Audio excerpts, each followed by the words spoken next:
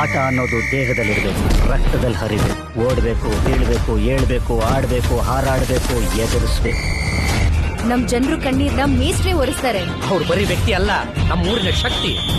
2022 ಅತ್ಯುತ್ತಮ sports drama ಇವತ್ತು ground ನಮ್ದೇ, ಆಟ ಶಿಷ್ಯರು ಶೀಘ್ರದಲ್ಲಿ.